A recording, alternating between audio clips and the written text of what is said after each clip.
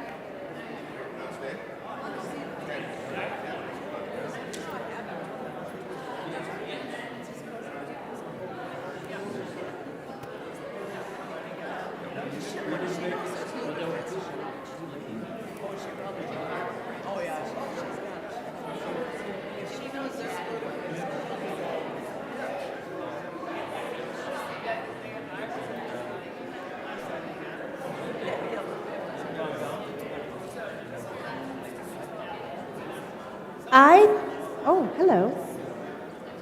Hang on.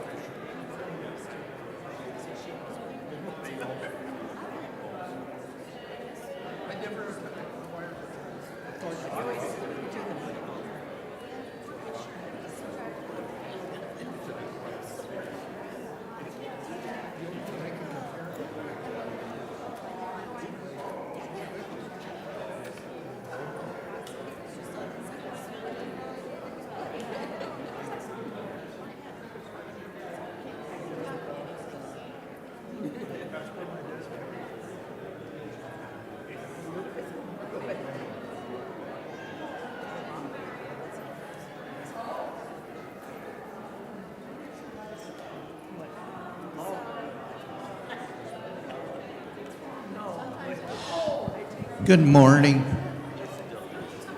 We're going to come on in, grab your coffee, come on in. We're going to get started in just a couple of minutes.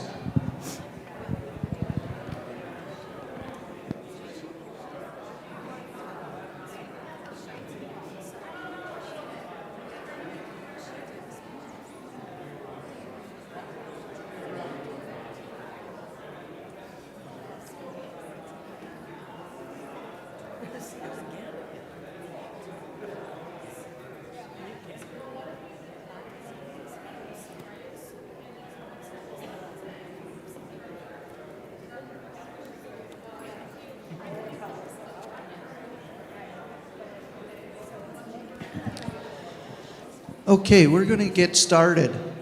Good morning, everyone. Thank you for being here. My name is Kirk Nelson. I'm a member of the Trinity Outreach Committee, and so glad to see so many of you here this morning. We're going to spend time this morning learning a little more about Can Do Canines. We have a couple of very special guests here this morning. Trinity has been supporting Can Do Canines for a number of years now. And in fact, some of the proceeds from the recent Agape Market were sent to Can Do Canines to support their work. This morning, we have Gwyn Rasmussen and her hearing assist dog, Anton, with us. Gwyn is a long-term member of Trinity. She's been here, her parents were here, and she's been a member since she was a teenager. Her husband, Greg, and her were married here at Trinity. Their twins were baptized and confirmed here, and she was a Sunday school teacher for many years. Gwyn is a retired educator with 20 years in elementary classrooms, and she's currently an ambassador for Can Do Canines and loves sharing her story with others. We also have Sheila Ross here and an assistance dog named Yara.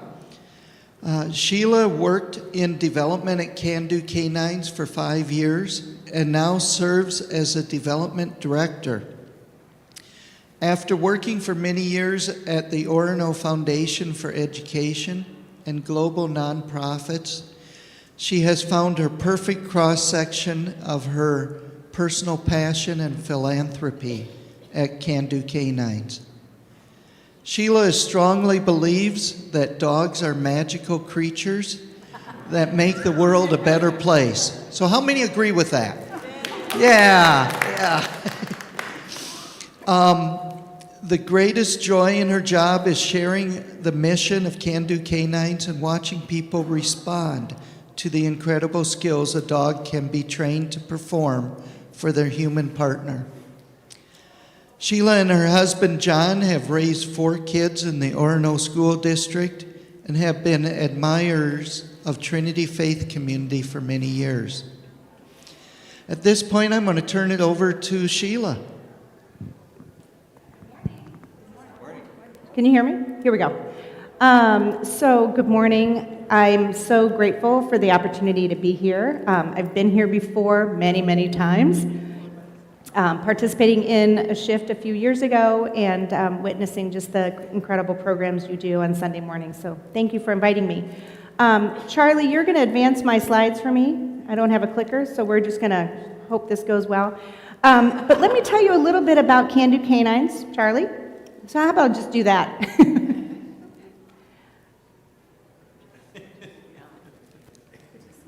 Well, I could tell you all about it in my sleep, so I'm just going to go ahead and get started. So whenever you advance it is fine. So we are a local nonprofit started 37 years ago. Our mission is that we transform people's lives by creating mutually beneficial partnerships with specially trained dogs. That is a mouthful, but every word matters. And 3 words in particular in our mission statement, which is mutually beneficial partnerships. We really care about the humans we serve, but we also really care about the dogs and match our dogs to our human partners in such a way that it's beneficial for all. We take incredible care to ensure that the dogs are living a life of purpose that they would choose. So I brought my prop, Yara. Yara's going to be a seizure assist dog. And how do we know that? Because our professional trainers, after 2 years of Yara training in the world, they spent about a month just watching her, observing her, reading all of the host notes of the people who've helped raise her, to determine that seizure assist is really the work that she's meant to do. She has an incredibly bonding personality. She's also very calm, and in the face of a crisis, she leans in. So, for example, someone having a seizure, obviously that can be very intense, and she leans in instead of being fearful and running away. So there are just some unique personality traits about her that make her perfect for this work. So that's what I mean by mutually beneficial. Next slide, Charlie. So, like I said, we were started in 1989, so we're 37 years old. We are a nonprofit that obviously relies on community partnerships, individual contributions. So these kind of partnerships with community partners like churches, corporations, not only help to amplify our mission, it's an excellent way to get people to know about the volunteer opportunities. So beyond the financial support, these partnerships really help us amplify who we are, what we do, and why we matter. It takes a dog like Yara and Anton about 2.5 to 3 years to become mature enough to identify who they are as living creatures, what they want to do with their lives. And it takes about $45,000 in resources to get a dog like Yara ready to go. That's, our annual budget just for kibble alone is $90,000. So when I say that every financial contribution, especially your recent gift from Trinity, it really makes a difference. Food costs money, Kongs cost money, treat bags, the other kind of bags. I say all of this because while it takes about $45,000 in resources for a dog like Yara, we give them away free of charge. No matter who the client is, whether they could afford it or not, which nobody could afford a $45,000 dog, we provide all of our dogs free of charge, and we're very proud of that. Okay, Charlie. So we train 6 types of assistance dogs. Go ahead, Charlie. The first one is hearing assist dogs, which you're going to hear a little bit about. Actually, you know what, Charlie? Advance to the next slide, because I think I do mobility first. There we go. So mobility, this is our biggest program. So this is for... there are any number of people that would fall within the spectrum. It could be somebody with, oops. Today nope, she's go back. demonstrating some hearing assist skills. Nope, go back. Go back to the mobility screen. We're gonna meet, nope, one more.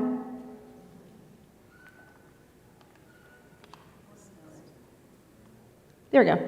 Well, actually, I'm going to have Parker tell you what he's doing. So Parker is a mobility assist dog. You'll notice that he is a standard poodle. Yes, we do train standard poodles. We don't breed them, but we do train them because we have clients who have allergies. So I'm going to let Parker speak for the kind of skills that he's learning. Go ahead, Charlie. You can press the video. Meet Parker. Today he's demonstrating some mobility assist skills. His handler cues him for the door button and he nudges it. Parker is also practicing tugging a laundry basket to his handler. He is also working on tugging open the washing machine.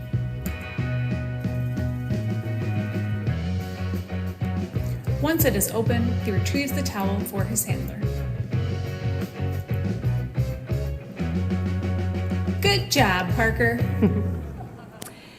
So, as I said, Mobility Assist is our largest program. It could be somebody who relies on a walker, a cane, a power chair, a scooter. It could be somebody with a balance disorder, POTS, MS. So, about 75 to 80% of the dogs that we place every year are within that particular program. Next, Charlie. And we're going to skip the video for hearing assist because we're going to hear about Anton, and he's a lot more interesting. So hearing assist is obviously for people who have hearing challenges, either whether they're fully deaf or have rely on hearing aids. These are dogs that alert them to the source of a sound. It could be their name spoken from the other side of the room. It could be a doorbell. And you're going to hear all about what Anton is able to do for Gwen in just a second. Okay, Charlie, third program. I'm not sure what's next. Seizure assist. Technical difficulties. That's okay. We can roll with it.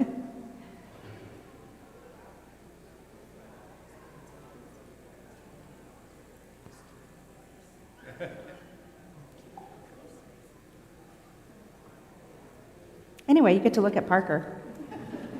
Actually, Parker's now working. He's no longer in training. He's actually out with his client. And he actually went to a man who had a dog for many, many years, and his dog retired. Her name was Laverne, and now Parker has replaced Laverne. And Laverne is still living. She's just not working anymore. She's retired. We all get to that point where we're kind of done working. I'm not there yet. Okay.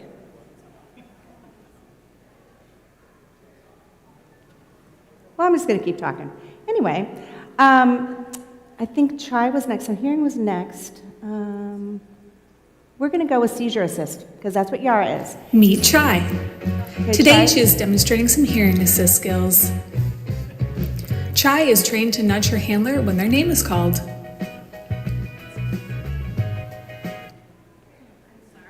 No, you know what, Linda? I'm just going to free rein it because I know this. I know this stuff. So anyway, just imagine you get to see a video of all these dogs learning these incredible skills. Okay, we're just going to talk. So seizure assist. These are dogs like Yara who are uniquely trained to respond to a seizure. They are not trained to alert to a seizure. That is very difficult to do. Everybody's seizures happen for different reasons. What I will say is most of the time when a seizure assist dog is placed with their clients, they do learn those subtle nuances that their body or their chemistry does, and then they do tend to learn to alert, but it's not something that you can do ahead of time. So Yara is going home with her client in about 6 weeks. As you can see, she's doing actually something that is very difficult for dogs to learn how to do, which is to do nothing, to not be disruptive, to not need to interact. And so anyway, so you can all congratulate her. She'll be going home soon. I don't think I talked about diabetes assist. So we train dogs for type 1 diabetes for a unique condition called hypoglycemic unawareness. So this is for people who typically have had type 1 diabetes for many, many years. Their body no longer responds to the equipment. It's very dangerous for someone with type 1 to have an occurrence of low blood sugar, especially at night. It can cause, what's the word? Anyway. So these dogs are trained to detect the scent of their breath when they experience a low, alert them persistently. These dogs are what we call a little bit naughty, dogs that are chosen for alert work. Dogs that are chosen for alert work, like hearing alert or diabetes alert, these are dogs that we call naughty, meaning they have an independent mind. They need to make an intelligent decision that Anton knows that he is supposed to be in a downstay.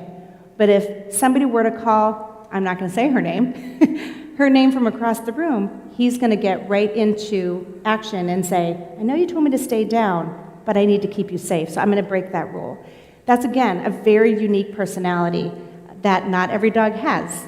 Yara does not necessarily have an independent mind. She's only going to pay attention to me and what I say. But that's why Anton was chosen to be a hearing assist dog as well. The next program that we do is for childhood autism. And while diabetes assist dogs are truly life-saving, because they can save the life of their human, especially in the middle of the night, a dog that is trained for autism, those are life-changing for the entire family. So imagine that the dog is trained to not only be, they have a unique tethering to their child. So imagine that the dog is tethered to the child.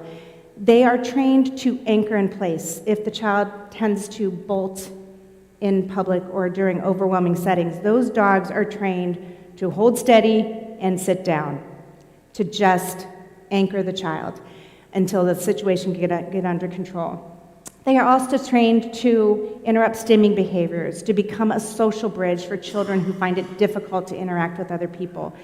It makes it possible for families to go to restaurants, to take their child to the dentist, to go to Target. All of these things that we take for granted, if you have a child with autism, they can become very difficult. So those dogs truly are life-changing for an entire family. And then finally, we train for facility dogs. These are dogs that primarily work in hospitals. So that was Wayland and Waverly. They're autism dogs now. We missed that one, but that's okay. Our facility dogs are dogs that tend to work in children's hospitals. We have 5 working in children's hospitals locally. We also have one at the Mayo Clinic. His name is Bueller. These dogs are part of typically the child life staff, so they are going on, they're doing physical therapy, medical play. They are helping encourage kids to get up and moving after a procedure. We also have facility dogs that are working in courtrooms.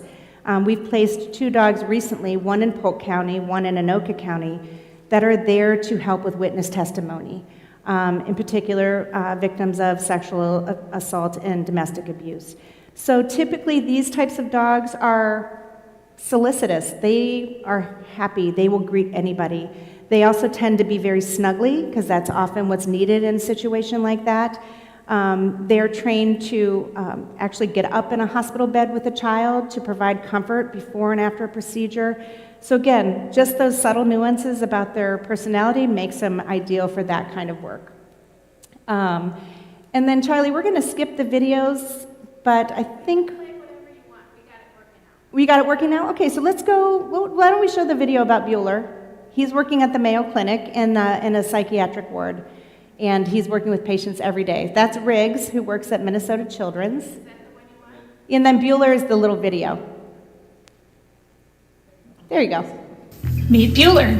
Today he is demonstrating some facility dog skills. Bueller is practicing triad walking. This skill can be used in a hospital setting to help patients get up and walking after their procedures. He is also learning to visit by resting his chin on a person's lap. He can also be cued to visit someone who is standing. Bueller is also practicing the snuggle cue to provide comfort. Interactive play can be a great way to engage patients. Bueller shows us tricks like a head nod, a down, cross paws, a stand, a circle, and he finishes it off with a bow. Good job, Bueller. So Bueller learned a lot of those tricks in prison, which I know you probably think I'm joking, but I'm going to get to that. So all of those funny little tricks, imagine the amusement that it helps, especially de-escalating situations that are very stressful, especially in a hospital setting. So volunteers. All of our dogs are trained for about 2 years in and exclusively by volunteers in partnership with us. So what does that mean? It means host homes. People like you and me who take a dog, they might take them for a weekend, they might take them for 2 years. So our dogs train in host homes. Our dogs train in prison. And I do mean prison. We have 9 prison partners in Minnesota and Wisconsin. All of our dogs, with the exception of the poodles, they're a little sensitive and they need a lot of grooming. So typically they don't go to prison for as long. But all of our dogs will go to prison for 6 to 9 months. They will train with 2 handlers, so they are specially chosen to work in our dog program. 2 handlers for every dog. Our dogs actually live in the cells with their inmate handlers. So imagine a cell that is quite small. Sorry, my alarm's going off. That now they have to share space with a big dog in a kennel. And we're going to hear a little bit more about the prison program in just a second. I have a video, and then Gwen's going to tell a story about an interaction. But what I'll say is the dogs not only have a tremendous amount of value within the prison system to just calm the environment, but our dogs come out really well trained. We have exceptional dog trainers who have learned this. They have a lot of time on their hands, and they have a motivation to do something to give back. We actually have 3 now former inmate handlers who are either volunteering for us in a capacity raising dogs on the outside, or doing other kind of volunteer, doing speaking for us. It is a transformational program for everybody involved. And so I'm going to show you a video about one particular inmate handler. His name is Mark, and it's about the special relationship he formed with a dog named Liam when he trained him in prison. This might just take a second, but I think we're good.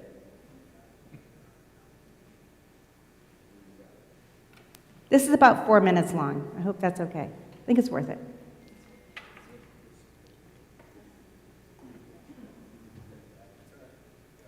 There we go.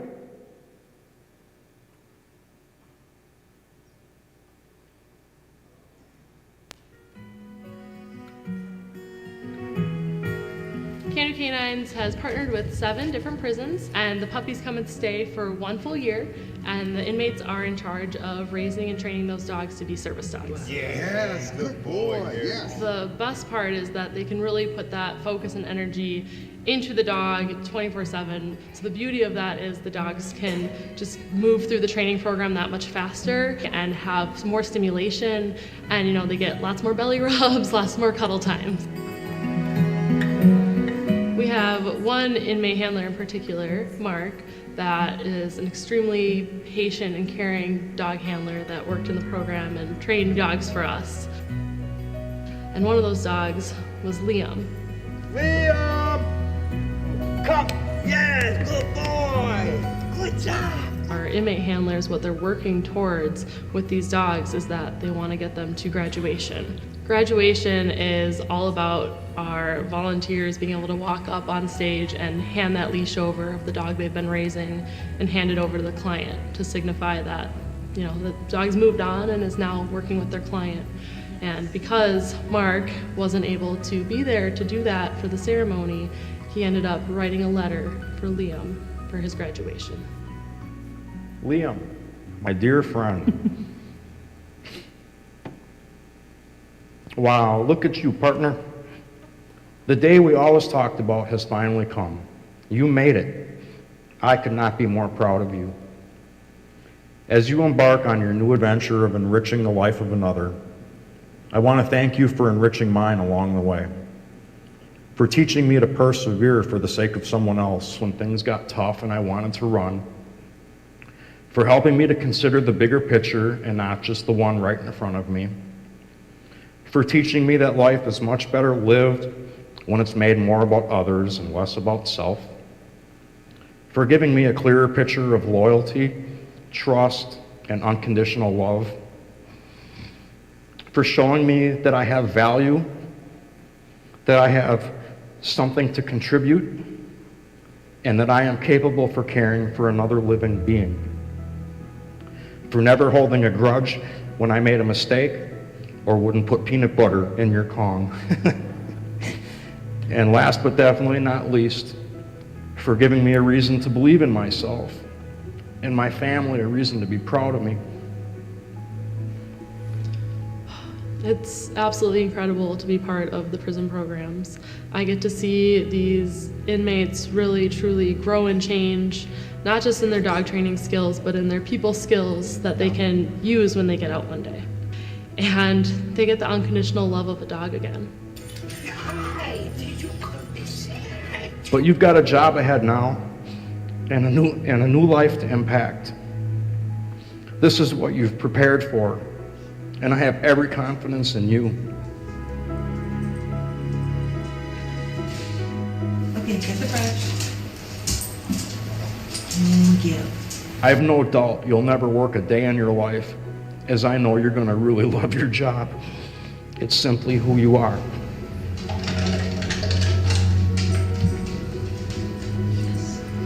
Thank you, sweetheart. Go close it. It's been such a joy to be a part of your journey. You've taught me at least as much as I ever taught you, and I am honored to have had you at my heel and at my side, and I'm incredibly blessed to have had a Sally as cool as you. And even though I'm still finding your hair and all my stuff, you'll always have a place on the great mat in my heart. So go forth, boy, fight the good fight, and continue to make a difference all of your days. I'll always remember my furry friend, Daddy Mark. Oh, jeez. Yeah, so, yeah, he's a special boy.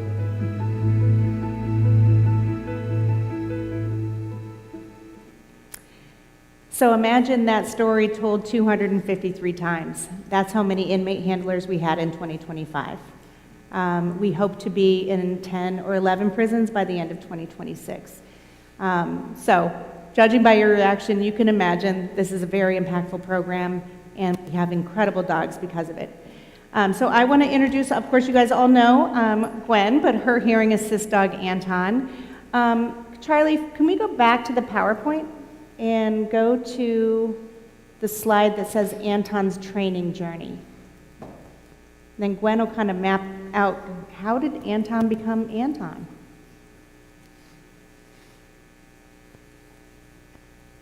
So I think just past that, we go through volunteers and prison, and then I think there should be a slide that says Anton's training journey. We can skip that too.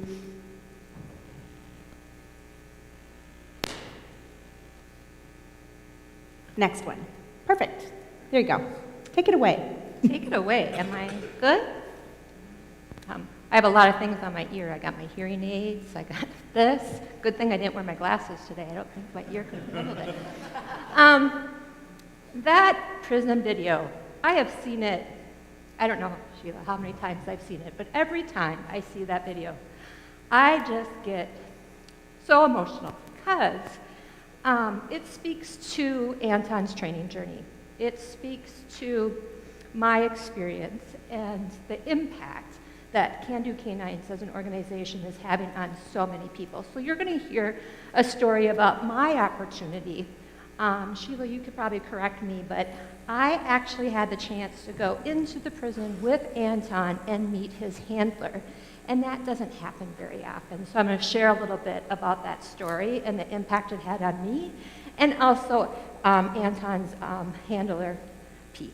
Amazing experience. But anyways, Anton was part of the breeding program. He was trained in 2 prisons, Jackson and Stanley. My husband and I, Greg and I, got a chance to go and visit Jackson, the facility, and I'll speak to that shortly. Anton went to college as part of the Fetch program at the University of River Falls. If you know Greg and me very well, you know we are diehard Gopher fans, go University of Minnesota, but our daughter went to Wisconsin and currently lives in Madison. And so whenever I travel to go visit Catherine, I always joke that whenever we pass the border from Minnesota into Wisconsin, Anton perks up because he knows he's getting close to River Falls and that college experience. But he is my hearing assist dog. When I was a teacher, when I was teaching 4th grade, I was going through the process of getting Anton. And I always share my story with my students. I feel like we need to share our stories so people can experience things and understand people who are different than us. So I was very open about my disability. I was very open about what my hearing loss, that impact it had on my life. And so as I was sharing this with my fourth graders, they always were saying, I don't get it. I don't get it. How can a dog help you with your hearing? Well, if you go to my video, there should be a video next street. You're going to see Anton in action as he's helping me navigate. Gwyn is an elementary school teacher whose hearing loss began in her 30s. Hearing aids help, but the loss continues. Without the help of a yellow lab named Anton, she could easily miss important sounds. Gwyn says, Anton gives me confidence because he hears everything I don't. When the doorbell rings, he lets me know. Before Anton, when Gwen's husband Greg left the house early, he worried that she might sleep through her alarm clock. Not anymore. Gwyn says, there's no way I can sleep through Anton's morning kisses. At school, when I drop something, he lets me know. If someone calls my name, Anton gives me a nudge. Gwyn shares, Anton's helped me be open with my students about my hearing loss. I tell them, everybody struggles with something and we need to help each other. Anton is my helper. Who can you help today? Gwyn is committed to giving back to Can Do Canines by letting the world know how much they help people with disabilities. So you can see in that video that Anton alerts me to sounds that I don't hear. One of the things that I want to share with you today, as in the video said, I have had hearing loss since my 30s. I have a progressive hearing loss. Right now, my left ear, without my hearing aids, I pretty much hear nothing. Ask my husband, because it's truly not selective listening. I truly can't hear him when he's talking to me. So my left ear, I'm very dependent on my hearing aid. My right ear is also progressively getting worse. I was just in for my yearly checkup, and yes, it's declining. So my right ear will get to the point where I will be the same as my left ear and be very dependent on my hearing aids. And so a lot of people, when they hear that, they're like, well, you have an amazing solution. It's called your hearing aids. And again, hearing aids is a tool, but it does not solve my problems. One of the things that I think about a lot is when I was in the classroom, my physical and mental capacity at the end of the day, being in such a large, loud environment, was the first thing I did when I got in the house, I didn't even say hi to my family. I immediately went and took out my hearing aids, because the fatigue of having to listen and trying to figure out the sounds in front of me that I truly had to hear versus all that noise that was happening around me was exhausting. And now that I'm retired, I had to leave the classroom because I no longer was able to hear my children very well. I don't wear my hearing aids at home because I have Anton. And that fatigue is gone. I was just talking recently with Linda, and we were talking about a disability. I have a hidden disability. A lot of people don't even know that I have hearing loss. I had teachers that I worked with for over 20 years, and when I got Anton, they're like, what? And so that emotion of dealing with hearing loss every day is wearing. And it's hard, and I had to advocate for myself so much in my workplace and letting people know you need to face me when you're talking to me. If you're on my left side, you're pretty much doomed to get any conversation with me because I won't hear you. It's just that constant burden. But as I shared with Linda, Anton came into my life, and that burden was taken a little bit away. When I was sitting and being interviewed for my application for Can Do Canines, they come out to your home, they interview your family, because truly, I don't know if you got that through the message, but they take each individual and make sure that the dog that they're training meets that specific owner's need, that client's need. So it's not a group training, it is one-on-one training to make sure it meets our needs. And so when they were interviewing us, as I said, I deal with my hearing loss every day. It's just part of my life. But listening to my family share how hard it was to know that I miss so much in the day. I miss so many sounds. So if my husband wasn't home, I was missing a lot. And so that sense of security that having Anton home with me is not only impacting my life, but it's also impacting my family's life. Greg is not quiet by any means. And so literally, Greg could come home. I don't hear the garage door opener. And I could be in the kitchen cooking, I could be upstairs, doing something, and Greg could be in the house, and I wouldn't even know that he was home. And it's not because he's ninja-like or that he has the super ability to go through the house without making noise. I just didn't hear it. And so he would come up behind me, and I would like jump, scream, all that kind of stuff. I'm like, oh, welcome home, honey. But now I have Anton. Nobody comes into our house without me knowing it. Greg can attest to this. It's really cool watching when that garage door goes open, because Anton is running around the house. He's coming and alerting me. He's running to the door to let me know that Greg is coming home. And that's a wonder. It's so fun to watch that, but really to think about it, whenever I'm home alone, anyone could be in my home and I wouldn't know it. Severe weather. I would never know that there was trees falling in the yard, the lightning, the thunder. I would sleep all through that. Fire alarm, smoke alarm. If that went off in the evening while I was sleeping, I would have no idea. So Anton gives me that sense of security. I wanted to share with you one more piece of this story. As I mentioned, I had the opportunity to meet Anton's handler from the Jackson facility. His name was Pete. And I'm going to step back for just a second. I get excited sharing this story, but I forget.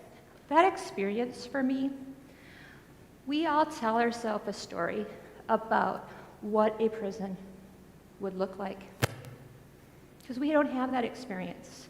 So we tell ourselves a story based on what we know, what we've heard, what we've read, what we've seen on TV or wherever that is. So as I was entering this facility, I had no idea really what I was walking into. And to be honest, I was very nervous because I didn't know. I have knee replacement surgery, so I couldn't even go through the normal check-in process. I had to go off to the side because I couldn't go through the metal detectors. There's just all these emotions that I had going into this facility because I just didn't know what to expect. So I got patted down, I got moved through, and we got in, and I was pulled aside. I sort of knew this, but I was pulled aside by the staff at Jackson, and they said, we just want to let you know, Pete, Anton's handler, doesn't know that you're going to be here today. And so it was just this powerful experience of me and Anton coming into the facility and meeting his handler. As you saw in the video, they don't get that opportunity. They don't get to see that graduation.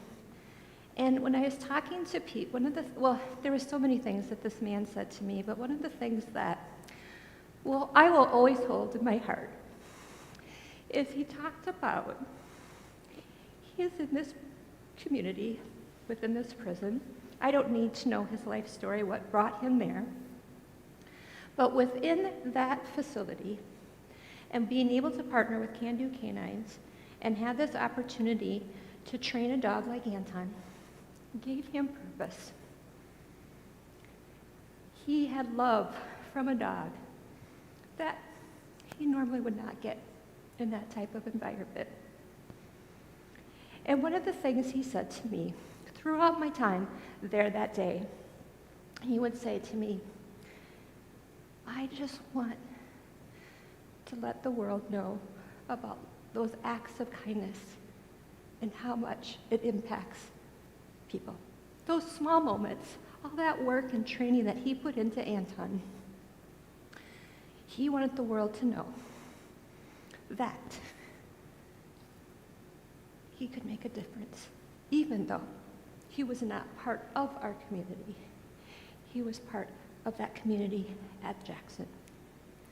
And why that spoke to me is because, as I said, I was an educator for 20 plus years. And my whole belief system was around the fact that every voice should be heard. Every person matters. And that when I taught my kids, first graders, fourth graders, fifth graders, whatever age they were in the elementary school, I taught them that you're just your little acts of kindness, smiling at somebody, helping somebody out, listening to their story. Just those little small moments will make such an impact that you too can make an impact. And when Anton was in my first grade classroom, our motto was, are you being a helper like Anton? Can you help like Anton does every single day? Can you do one little thing for somebody today to make them know how special they are, like Anton does for me?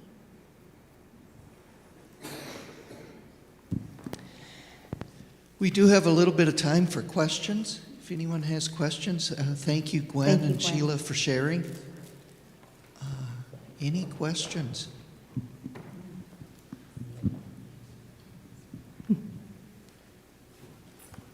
This is for either one of you. I've heard that it's important for training to just be an ongoing thing. So when you're at home with the dogs, especially for Gwyn, how do you continue to keep fresh for Anton his training?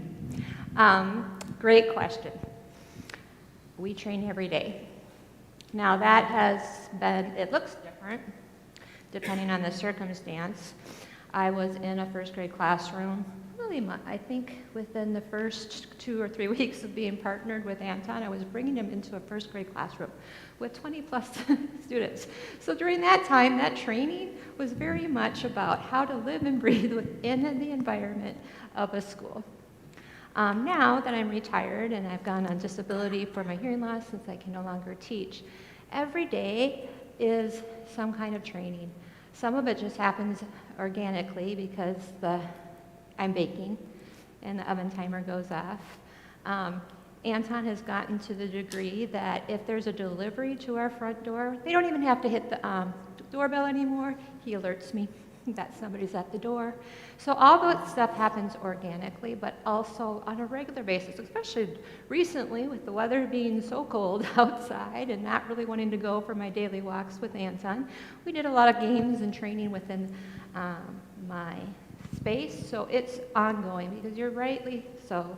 If he doesn't have those repetition of those skills, then they get a little shaky. And it's funny because you were talking about the differences between the different types of dogs and how they're matched. I would like to say that Anton, I don't know if I want to say naughty, but Anton definitely is very a go-to dog. He loves to move around. I was sharing with some people that he picked these pictures he paints in his head. He gets familiar with routines. So when we're coming to church, he gets very excited. He's in the car in the back. He was even moaning today. He was like, oh, he was ready to go. And so all of those experiences, even when I'm in church today, I had multiple opportunities to do some training and helping him adapt to that environment. I'm going to piggyback, though, on your question. And one of the aspects of our mission is that we continue to support every client, even once the dog is placed. So, for example, we have clients whose disabilities progress, whether it's a mobility issue, they might have different equipment. We continue to work with them through the lifetime of their partnership, whether it means adding skills to the dogs that they already have, honing the skills that they already have, or sometimes making really difficult decisions. Is it time for retirement? Sometimes, if a dog gets sick, making those really, really difficult decisions is hard for all of us to lose an animal. But imagine if this was a part of your support system. So that is a really different level of grief, and so that's the kind of ongoing support we do provide for, I think we have somewhere around 330 active clients right now.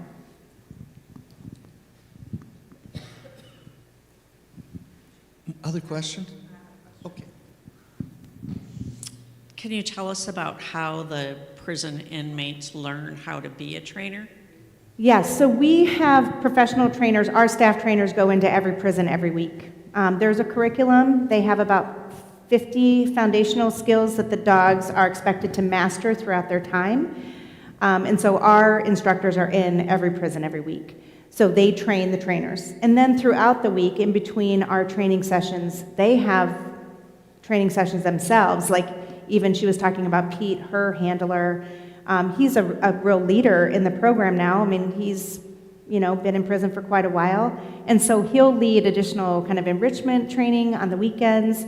And the sense of camaraderie and cooperation that the men and women, we are also in Wasika, which is a women's prison, they do create their own sense of community and partnership within each prison. So, but yes, we do have professional support every week. When Anton retires, or any dog retires, how do you handle the transition? A lot of times, so if Anton, when he gets 10 or 11 and he's ready to retire, typically what happens is we help make that decision. Is it the right time? A person who is retiring their dog can apply again. In that case, they become what's called a successor client, and they go to the top of the waiting list. So for example, if and when Anton is ready to retire, Gwen can reapply again. She can then be placed with a new dog. They typically don't have two dogs in the same home if it's an alert dog. So for example, if Anton were to retire and she were to get another dog, likely somebody else in the family would have to adopt, which would probably be one of your kids. So successor clients go to the top of the waiting list to minimize the wait. Yeah. So I just wanted to ask Gwen, we're excited to have Anton as part of our Trinity community. I've had people question, like, how do we approach Anton? And not even here, but out in public, we all love dogs. We love the dog, can we pet your dog? All of that happens. And I know I want you to just tell us what you told us in our meeting about how it works when the public kind of treats the dog as a normal pet, and what we can do here to help you with Anton be a great part of our community. Thank you for asking that question, because I think it was in our presentation at some point, and I just forgot to talk about it. But as you look at Anton right now, it seems like he's just chilling out, hanging out, but he is working for me right now.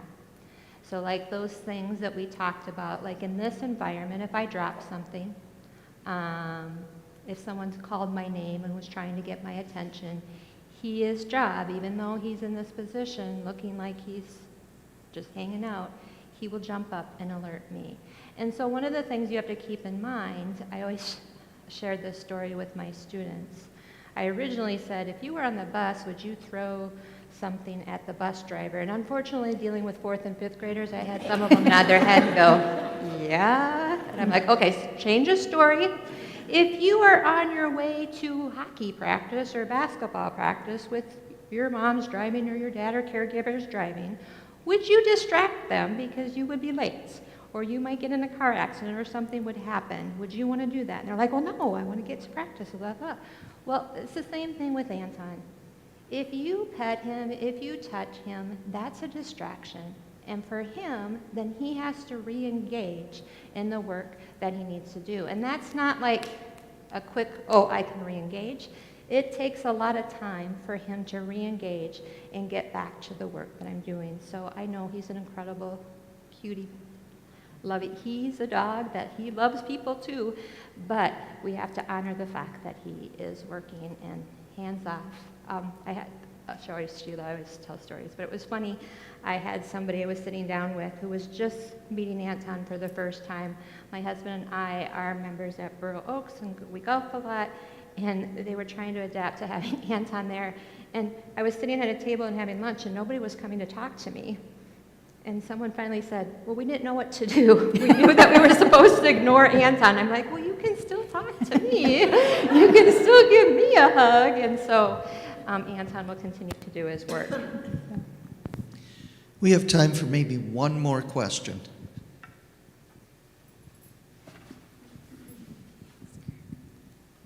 Okay, so I have a quick little story which introduced me to what these dogs do. So a distant relative of mine, her daughter had seizures, and there were a bunch of people in the house, and they were bringing a dog there to see if this dog would fit for her. She was having an active seizure, just standing there, but she was having a seizure, and they opened the door, and the dog ran straight to her, like without anything. And I was like, oh my God, that's like amazing. So that's my little story. That's what started me on it. But my questions are, how many dogs do you have actively training, and how many dogs do you put with clients in a year? So we have about 250 dogs in the training pipeline on any given time. So Yara is just one of 30 dogs that are at our New Hope campus in their final training. Their careers are chosen, they are honing their skills for their person. So about 30 in final training and about another 220. We've had 11 puppies in the last 2 weeks. That's part of that pipeline. So about 75% of our dogs that we breed and train actually make it all the way through. The ones that don't generally are what we call career changed because, maybe it's not their chosen career. They may not have the will to work. That happens very infrequently, actually. Most of the time a dog is career changed because of allergies, maybe a thyroid issue. They might be reactive to other dogs. Some dogs don't kennel well. And so all of those little things that you think, oh, that wouldn't be a big deal. But boy, a dog that has to have allergy medicine, that's another barrier for someone who already has a lot of barriers. Or a dog that doesn't kennel well, then they're not going to be able to take that dog to work with them. And so about 75% actually get all the way through. And your other question was how many dogs we place every year? Between 40 and 50. We hit 50 in 2025, so we're very proud of that. On May 2nd, we will graduate our 1,000th team.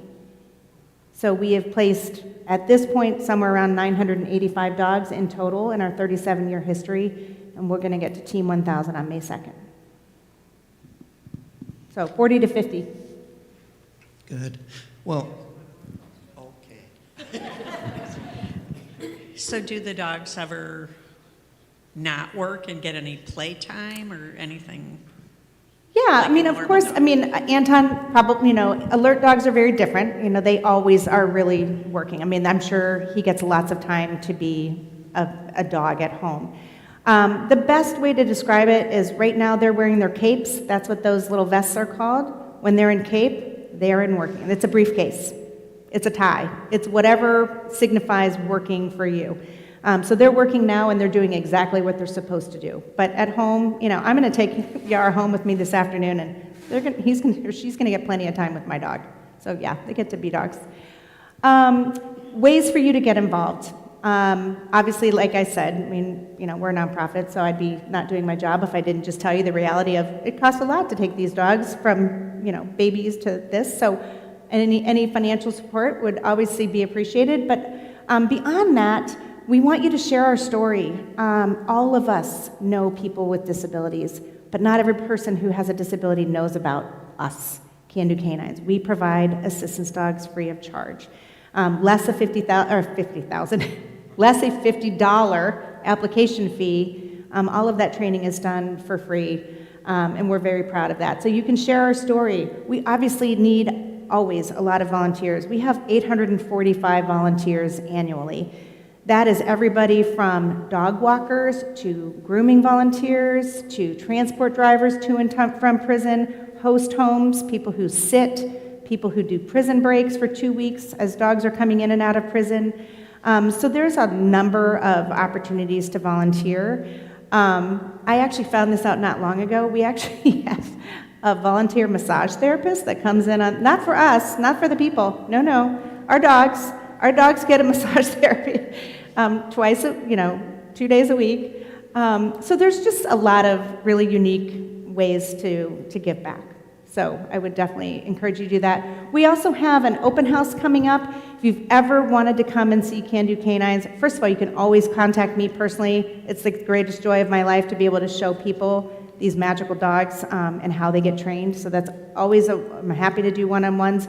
But we have an open house coming up on February 28th. You don't have to sign up. You can just come from 12 to 2. Actually, it was Gwyn and Greg came to one of our open houses with the intention of learning about becoming volunteers. And turns out she was like, you mean I could get one of these? And Greg was like, I think we're getting a dog. So it's a great time to learn about our different programs. We have client teams from every program. So if you're interested in learning more about Seizure Assist or Diabetes Assist, you can meet people who actually have dogs. Our volunteer coordinator is there. We do demos of our dogs in final training. So it's just a great, again, costs nothing. You can just show up. No one's, it's a lot of fun to just kind of poke around and learn more.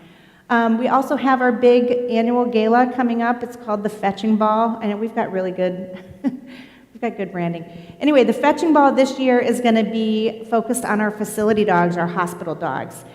So you saw Riggs, the picture on the PowerPoint. Riggs will be in attendance.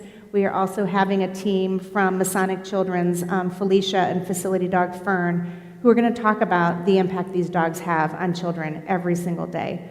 And then one of our former inmate handlers, Matt, is also going to come and speak at the gala about his experience not being incarcerated, but being able to give back and host dogs for us.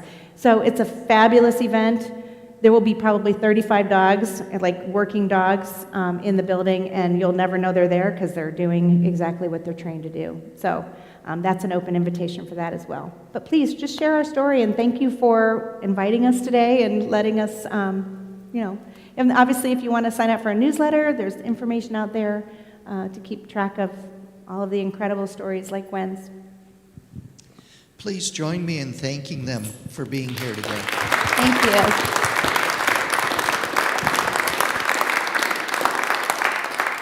There is a table out in the narthex with some more information. I know Gwyn and Sheila will be around for a little bit to answer any other questions you might have, but thank you for being here today. Have a wonderful afternoon.